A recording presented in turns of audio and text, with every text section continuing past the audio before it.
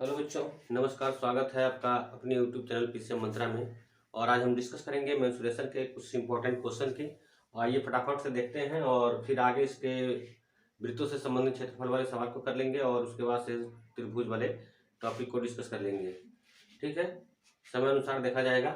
First question दिया है, बेलन के व्यास 14 सेंटीमीटर है और ऊंचाई 10 सेंटीमीटर है, इसका आयतन होगा। तो चार ऑप्शन दिया हुआ है। बेलन का व्यास दिया है, जैसे कहने का मतलब ये बेलन है, एक बेलन दिया हुआ है, इसका डायमीटर दिया हुआ है 14 सेंटीमीटर, व्यास दिया है 14 सेंटीमीटर। तो हम जानते हैं त्रिज्या जो इसका होगा वह 7 सेंटीमीटर होगा, अर्थात d बराबर 14 सेमी। तो r बराबर हमेशा व्यास जो होता है, त्रिज्या व्यास का जो है आधा हो जाएगा, अर्थात 7 सेमी हो जाएगा। हाइट इसका दिया है कितना, 10 सेंटीमीटर दिया है।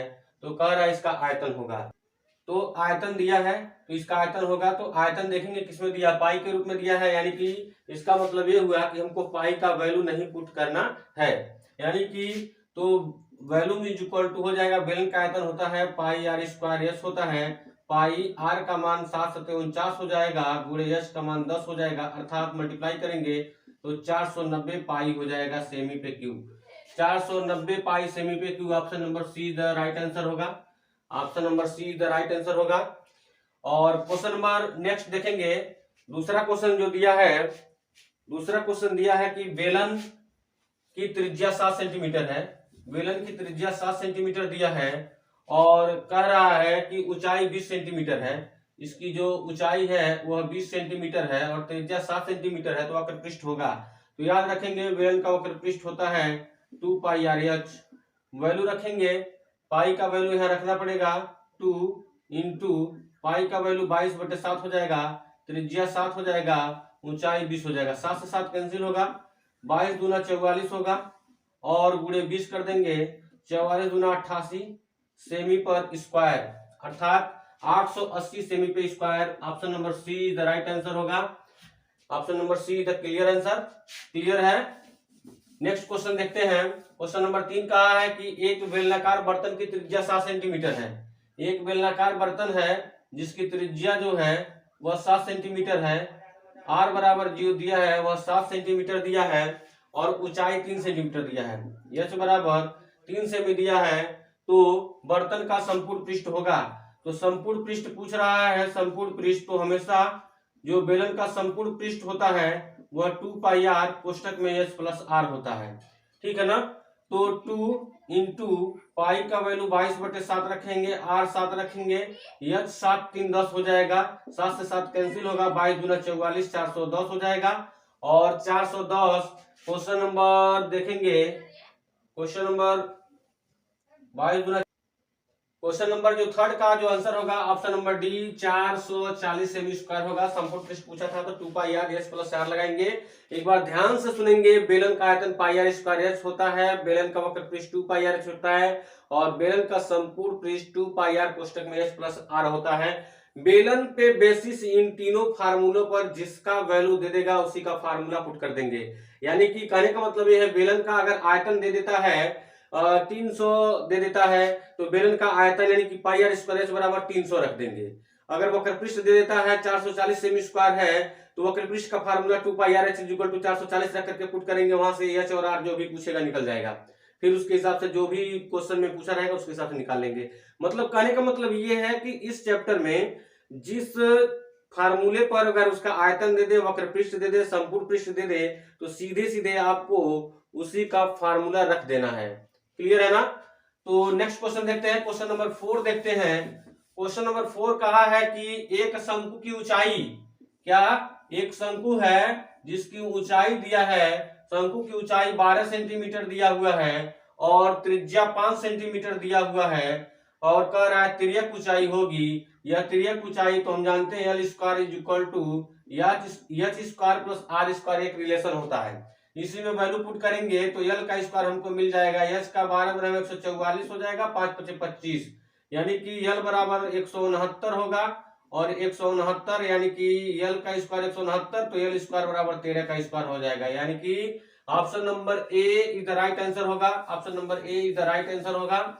अगला क्वेश्चन दिया है, क्वेश्चन नंबर 5 दिया है कि एक गोले का आयतन दे दिया है, ध्यान देंगे, अभी मैं बताया हूं जो वो आ गया है कि गोले का आयतन 36 पाई दिया है, तो गोले का आयतन दिया है 36 पाई सेमी पे क्यूब दिया हुआ है। उसका वक्र पृष्ठ पूछ रहा है, तो वक्र पृष्ठ पूछ रहा है तो गोले का आयतन का जो फार्मूला होता है हम जानते हैं, गोले का आयतन का सूत्र 1/3 पाई आर स्क्वायर एच होता है।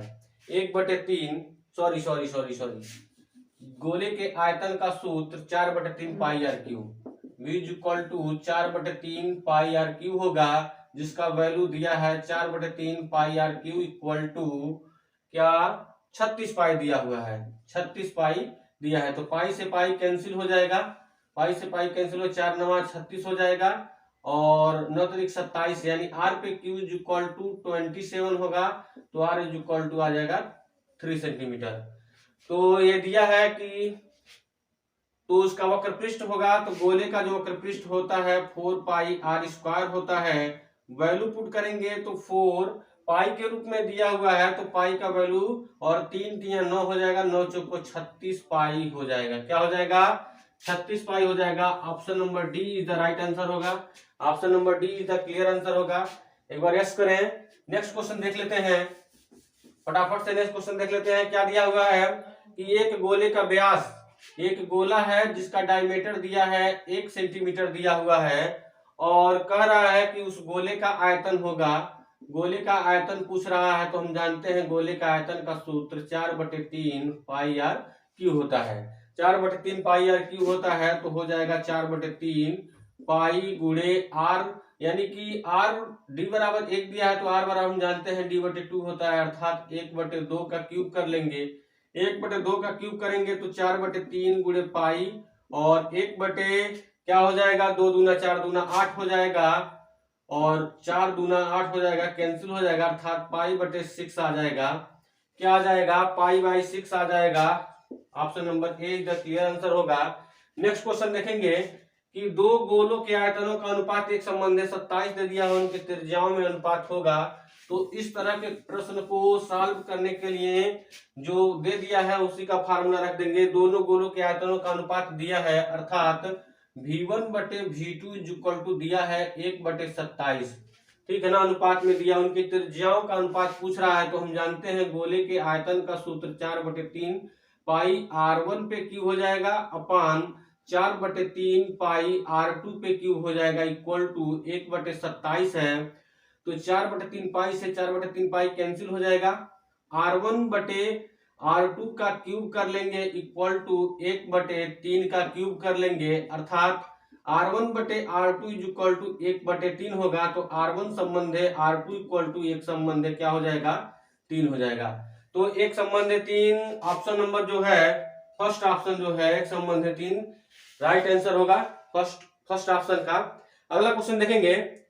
अगला क्वेश्चन ये समान व्यास व समान ऊंचाई के शंकु और बेलन के आयतन का अनुपात होगा। ध्यान देंगे, अगला क्वेश्चन दिया है कि समान व्यास व समान ऊंचाई के शंकु के आयतनों का अनुपात होगा। तो हम जानते हैं, पहले पूछा है क्या, समान व्यास व समान ऊंचाई के शंकु, शंकु का आयतन हम जानते हैं 1/3 पाई आर क्यूब होता है। और दूसरा जो है पूछा है क्या कि बेलन के आयतन का अनुपात। तो बेलन के आयतन का अनुपात क्या होता है? बेलन के आयतन का अनुपात हम जानते हैं पाई आर स्क्वायर एच होता है। तो पाई से पाई कैंसिल हो जाएगा, आर स्क्वायर से आर स्क्वायर कैंसिल हो जाएगा।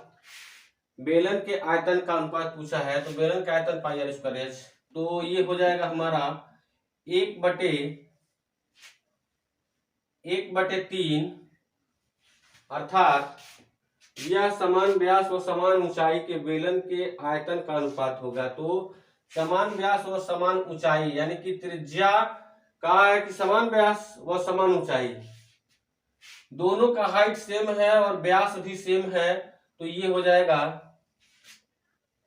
ध्यान देंगे 1/3 पाई आर स्क्वायर एच है ये शंकु का आयतन, शंकु का आयतन 1/3 पाई आर स्क्वायर एच है और पाई आर स्क्वायर से पाई आर स्क्वायर टोटल कैंसिल हो जाएगा। तो v1/v2 इक्वल टू 1 संबंध है 3 आएगा, v1 संबंध है v2 इक्वल टू 1 संबंध है 3 आ जाएगा, अर्थात ऑप्शन नंबर जो है C is the right answer होगा। Option number C is the clear होगा। नेक्स्ट क्वेश्चन जो दिया है 9वां क्वेश्चन जो दिया है, ध्यान देंगे, 9वां क्वेश्चन दिया शंकु के वक्र पृष्ठ का सूत्र है। तो शंकु के वक्र पृष्ठ का सूत्र होता है पाई आर एल। क्या होता है? पाई आर एल होता है। और अगला क्वेश्चन 10वां दिया है बेलन के वक्र पृष्ठ होगा, तो बेलन का वक्र पृष्ठ होता है 2 pi R H. Option number B clear है। ध्यान देंगे, मोस्ट इंपॉर्टेंट फार्मूलों को हम डिस्कस कर लेंगे। क्या बेलन के आयतन का सूत्र होता है पाई आर स्क्वायर एच होता है। बेलन का वक्र पृष्ठ 2 पाई आर एच होता है। बेलन का संपूर्ण पृष्ठ 2 पाई आर कोष्टक में एच प्लस आर होता है। शंकु का आयतन 1/3 पाई आर स्क्वायर एच होता है। शंकु का वक्र पृष्ठ पाई आर एल होता है, जहां एल तिर्यक ऊंचाई होता है, एल स्क्वायर बराबर H square plus R square होता है। और शंकु का जो संपूर्ण पृष्ठ होता है पाई आर कोष्टक में एल प्लस आर होता है। ठीक है, इस तरह से शंकु है, बेलन है, और गोला का आयतन सूत्र होता है 4/3 पाई आर क्यूब होता है, और उसका वक्र पृष्ठ 4 पाई आर स्क्वायर होता है। तो इस तरह से जो भी फार्मूला है उसको बढ़िया से रिपीट करेंगे, और ऑप्शनल आपका यहीं से आएगा, इससे बाहर नहीं आएगा। All the very best. ध्यान देंगे, सरल रेखा के कुछ महत्वपूर्ण क्वेश्चन हैं, उसको ध्यान से देख लेंगे, थोड़ा सा भी आपको रिवीजन हो जाएगा तभी बहुत बढ़िया है। इससे भी क्वेश्चन बनता है, 2-3 क्वेश्चन जरूर मिल जाता है आपको बोर्ड एग्जाम में देखने के लिए। ध्यान देंगे, क्या दिया है, वाई एच का समीकरण होगा। तो ध्यान देंगे, कभी भी वाई एच का समीकरण पूछेगा तो हम जानते हैं एक्स बराबर क्या पुट कर देंगे, 0। ठीक है ना। कभी भी कोई रेखा अगर एक्स अक्ष पे काटती है तो वाई का मान 0, अगर वाई एच को काटती है तो एक्स का मान 0। तो यहाँ पूछा है वाई एच का समीकरण होगा तो एक्स बराबर 0 होगा, अर्थात ऑप्शन नंबर जो सेकंड है वह राइट आंसर होगा, एक्स बराबर 0 होगा। दिया है दो बिंदुओं 0, साइन थीटा, और दिया है दूसरे ब्रैकेट में कास थीटा, 0 के बीच की दूरी होगी। तो हम जानते हैं कि दो बिंदुओं के बीच का जो दूरी का फार्मूला होता है रूट में x2 माइनस x1 का whole square plus y2 minus y1 का होल स्क्वायर होता है। एक में यह x1 है, यह y1 होगा, यह x2 होगा, यह y2 होगा। तो क्या करेंगे x2 यानी कि cos थीटा माइनस x1 अर्थात 0 का होल स्क्वायर प्लस लगाएंगे y2 0 minus y1 sine theta है तो साइन थीटा का होल स्क्वायर कर देंगे, अर्थात जब इसको सॉल्व करेंगे तो आएगा cos square theta plus sine square theta आएगा। इस तरह से जो हमारा ऑप्शन होगा cos square theta plus sine square theta का मान 1 होगा और 1 का स्क्वायर 1 होगा, अर्थात ऑप्शन नंबर 4 जो है वह क्लियर आंसर होगा। अगला क्वेश्चन दिया है कि x अक्ष के समांतर रेखा की प्रवणता होगी। तो हमेशा रेखा की प्रवणता जब कहेगा तो m बराबर tan थीटा लगा देंगे, और समांतर रेखा की प्रवणता कहा है तो थीटा बराबर 0 डिग्री पुट करेंगे। तो जो प्रवणता आएगा वह m बराबर tan 0 अंश का मान 0 होता है। tan 0 अंश का मान क्या होता है, 0 होता है। तो ऑप्शन नंबर जो होगा तीसरा ऑप्शन सही होगा। अगला क्वेश्चन दिया है कि रेखा y इक्वल टू दिया है रूट में 3x प्लस 1 की प्रवणता होगी। तो हमेशा रेखा की प्रवणता y बराबर mx प्लस c होता है। m बराबर यह लिख सकते हैं tan theta x plus c होता है। तो tan थीटा का जब यहाँ से तुलना करेंगे तो √3 आएगा, और tan theta equal to tan 60 degree होगा। tan से tan कैंसिल होगा, थीटा का वैल्यू जो होगा 60 डिग्री आ जाएगा। एक बार यस करें क्या कि tan थीटा जो है, थीटा का वैल्यू जो है कितना होगा, वह 60 डिग्री होगा। ऑप्शन नंबर 3 इधर क्लियर है। रेखा दिया 3x प्लस 4y बराबर 10 की प्रवणता होगी। तो कभी भी रेखा की प्रवणता पूछे तो रेखा की प्रवणता इस तरह से भी लगा सकते हैं y equal to mx plus c पे भी, और सीधे लगाएंगे माइनस x का गुणांक बटे y का गुणांक। रेखा की प्रवणता बराबर माइनस x का गुणांक बटे y का गुणांक, माइनस x का गुणांक बटे y का गुणांक हो जाएगा। अर्थात इसका मतलब ये माइनस x का गुणांक मतलब -3 और y का गुणांक मतलब 4। तो -3/4 जो होगा ऑप्शन नंबर बी में है। ऑप्शन नंबर सेकंड जो होगा राइट आंसर होगा। अगला क्वेश्चन दिया है कि बिंदु 2, 5 दिया है तथा -4, -2 दिया है। कह रहा है मिलाने वाली रेखा की प्रवणता होगी। तो कभी भी दो बिंदु दे दे और उनकी प्रवणता पूछे तो हमेशा प्रवणता बराबर y2 माइनस y1 कर लेंगे बटे x2 माइनस x1 कर लेंगे। ठीक है ना। दो बिंदुओं की जब प्रवणता पूछेगा तो हमेशा y2 माइनस y1 करेंगे और x2 माइनस क्या y2 माइनस y1, तो इसको x1 y1 बनाएंगे, इसको x2 y2 बनाएंगे। ठीक है ना। तो प्रवणता y2 कितना दिया है, -2 दिया है, y1 कितना दिया है, y1 दिया है 5 दिया है, x2 कितना दिया हुआ है, -4 दिया है, x1 कितना दिया है, 2 दिया है। तो ऊपर -7 हो जाएगा, नीचे -6 हो जाएगा, माइनस से माइनस कैंसिल होगा, 7/6 प्लस में आ जाएगा। ऑप्शन नंबर जो होगा सेकेंड होगा, क्लियर आंसर होगा। रेखा दिया है पर लंब रेखा की प्रवणता होगी, याद रखेंगे मोस्ट इंपॉर्टेंट फार्मूला। लंब रेखा की जो प्रवणता होती है, लंब रेखा की जो प्रवणता है वह होती है -1/m, -1 अर्थात m का मान मतलब रेखा की प्रवणता -x का गुणांक, -x का गुणांक -5 बटे y का गुणांक मतलब -3, तो माइनस से माइनस कैंसिल होगा, -3/5 होगा, -3/5 जो होगा ऑप्शन नंबर जो है दूसरा सही है। तो ध्यान देंगे कुछ मोस्ट इंपॉर्टेंट फार्मूले हम आपको बताते हैं कि कहीं अगर दे दे, कहीं अगर क्वेश्चन में दे दिया है कि क्या कि 3x + 4y 3x + 4y equal to दे दिया है 12 और कह दिया है कि इस रेखा का अंतःखंड रूप में व्यक्त कीजिए, अंतःखंड रूप क्या होगा। तो हमेशा 12 से क्या करेंगे, दोनों पक्षों में डिवाइड करेंगे और x/a + y/b बराबर 1 के रूप में लाएंगे। तो हमेशा क्या करेंगे, 12 से भाग करेंगे तो 3x/12 हो जाएगा प्लस 4y/12 हो जाएगा इक्वल टू 12/12 करेंगे तो ये कैंसिल हो जाएगा, 3 चौको 12 हो जाएगा, 4 3 12 अर्थात x/4 प्लस y/3 बराबर 1 होगा। यह अंतःखंड के रूप में रेखा का समीकरण होता है। एक और होता है लंब रूप में रेखा के समीकरण के लिए, तो उसके लिए x cos alpha plus y sin alpha equal to p होता है, जहां p रेखा पे डाले गए लंब की माप होता है, अल्फा कोण होता है। ठीक है ना। तो ध्यान देंगे क्या क्या इंपॉर्टेंट है कि पूछ लेगा कोई कि x अक्ष पे कटा अंतःखंड तो y बराबर 0, y अक्ष पे कटा अंतःखंड तो x बराबर 0। अगर कोई एक रेखा दिया है ax + by + c बराबर 0 के रूप में दिया है तो उसका प्रवणता पूछ रहा है तो -x का गुणांक बटे y का गुणांक रख लेंगे। अगर कोई एक रेखा दिया है x + by + c = 0 दिया है, अगर उसका प्रवणता पूछ रहा है, लंब रेखा की प्रवणता, प्रवणता रेखा की प्रवणता और लंब रेखा की प्रवणता में डिफरेंट क्या है कि लंब रेखा की प्रवणता निकालेंगे तो -1/m करेंगे, अर्थात प्रवणता निकाल करके 1 कर लेंगे, जो प्रवणता आएगा वो हम -1/m में पुट कर देंगे, तो वहां से उल्टा करेंगे तो अपोजिट में आंसर आ जाएगा।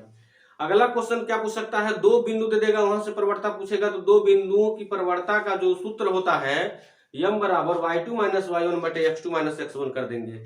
एक रेखा का समीकरण पूछेगा तो y बराबर m, y बराबर y1 - y2 equal to m x - x1। ठीक है ना। एक बिंदु दे देगा और एक रेखा, सॉरी ध्यान देंगे क्या कि एक बिंदु देगा और प्रवणता देगा, तब रेखा का समीकरण पूछेगा तो प्रवणता के रूप में रेखा का समीकरण लगाएंगे y - y1 m x - x1। ठीक है ना। रेखा का समीकरण पूछेगा तो क्या लगाएंगे y - y1 m x - x1। m बराबर tan थीटा लिख सकते हैं, m बराबर प्रवणता लिख सकते हैं, जो भी प्रवणता दिया रहेगा। दो बिंदुओं की रेखा का समीकरण पूछेगा तो y - y1 equal to y2 - y1 बटे x2 - x1 और ब्रैकेट में x - x1 कर लेंगे। क्या y - y1 equal to y2 - y1 बटे x2 - x1 और ब्रैकेट में x - x1 कर लेंगे। अगर किसी रेखा पर डाले गए लंब की माप, जैसे c बराबर दे दिया 3x, ये दे दिया है रेखा कह रहा है 3x + 4y इक्वल टू 12 दे दिया है, कह रहा है इस रेखा पर डाले गए लंब की माप बताइए, तो हमेशा क्या करेंगे, हमेशा c बटे रूट में a² + b² कर लेंगे। ठीक है ना। मूल बिंदु से कह देगा 0 0 से इस रेखा पे कहेगा कि मूल बिंदु से रेखा पे डाले गए लंब की माप बताइए, तो c बटे यानी कि जो c होगा वह 12 होगा माइनस में और रूट में a² + b², 3 3 9 हो जाएगा, 4 चौको 16 25 यानी कि -12/5 हो जाएगा। तो ठीक है। तो लंब रेखा जब पूछेगा कि 0 मूल बिंदु से किसी रेखा पे डाले गए लंब की माप बताइए तो रूट में c बटे रूट में a² + b² लगा देंगे। ठीक है। और उसके बाद से दो रेखाएं समदूरस्थ हैं, उस पे प्रश्न आए, ध्यान से पढ़ लेंगे कि दो रेखाएं समदूरस्थ होती हैं तो किस तरह से दो बिंदुओं के बीच की दूरी का फार्मूला लगाते हैं, क्या x2 - x1 का whole square plus y2 - y1 का होल स्क्वायर। और एक और समीकरण आता है सरल रेखा में प्रवणता के रूप में का जितना भी रेखा का समीकरण ये पढ़ लेंगे। और उसके बाद से जो है अंत विभाजन और बाह्य विभाजन वाले मोस्ट इंपॉर्टेंट क्वेश्चन है, क्या x बराबर, जब अंत विभाजन कहेगा तो x बराबर m1 x2 plus m2 x1 बटे m1 प्लस m2 कर लेंगे, और y बराबर m1 y2 plus m2 y1 बटे y1 प्लस y2 कर लेंगे, और वही बाह्य विभाजन में माइनस कर लेंगे, सब कुछ वही रहेगा, ठीक है ना। तो यहाँ से x y का मान निकाल लेंगे और फिर कोई और समीकरण पूछेगा तो उसके हिसाब से x और y का मान रख करके बना लेंगे। अगला जो टॉपिक आपका है वृत्तों से संबंधित क्षेत्रफल, तो उसमें इंपॉर्टेंट मैं चीजें बता दे रहा हूं कुछ, क्योंकि टाइम नहीं है। तो उसके लिए त्रिज्यखंड का क्षेत्रफल पाई आर स्क्वायर थीटा बटे 360, चाप बराबर जो फार्मूला है उसको रख लेंगे, ठीक है ना। और उसके बाद से वृत्तखंड का क्षेत्रफल और दीर्घ वृत्तखंड का क्षेत्रफल, ठीक है ना। ये सब मोस्ट इंपॉर्टेंट कुछ फार्मूला है। चतुर्थांश का क्षेत्रफल पूछेगा तो उसके लिए फार्मूला हो जाएगा जितना 1/4 पाई आर स्क्वायर जो भी होगा। और उसके बाद से वृत्तों से संबंधित क्षेत्रफल में बस यही 2-3 फार्मूले इंपॉर्टेंट हैं ज्यादातर, ठीक है ना। और बाकी क्वेश्चन तो आपका हो गया है। ज्यामिति से स्पर्श रेखा की लंबाई पूछ सकता है, फिगर बना करके दे देगा तो वहां से पाइथागोरस प्रमेय लगाएंगे। और ज्यामिति से कुछ प्रमेय त्रिभुजों का क्षेत्रफल जो होता है भुजाओं के वर्ग के अनुपात में होता है, वहां से देख लेंगे क्वेश्चन। पाइथागोरस थ्योरम को कैसे प्रूव करते हैं इसको भी देख लेंगे। थेस प्रमेय देख लेंगे कि अगर कोई त्रिभुज दिया है तो त्रिभुज के आधार के समांतर कोई रेखा खींच दिया जाए तो क्या होता है थ्योरम, तो जो भी भुजाएं होती हैं उन अनुपातिक हो जाती हैं, ठीक है ना। तो ये सब कुछ इंपॉर्टेंट क्वेश्चन है, इसको अच्छे से करेंगे और उम्मीद करते हैं कि पेपर आपका 100% बहुत ही बेहतरीन होगा। तो बहुत बहुत शुभकामनाएं हैं। All the very best.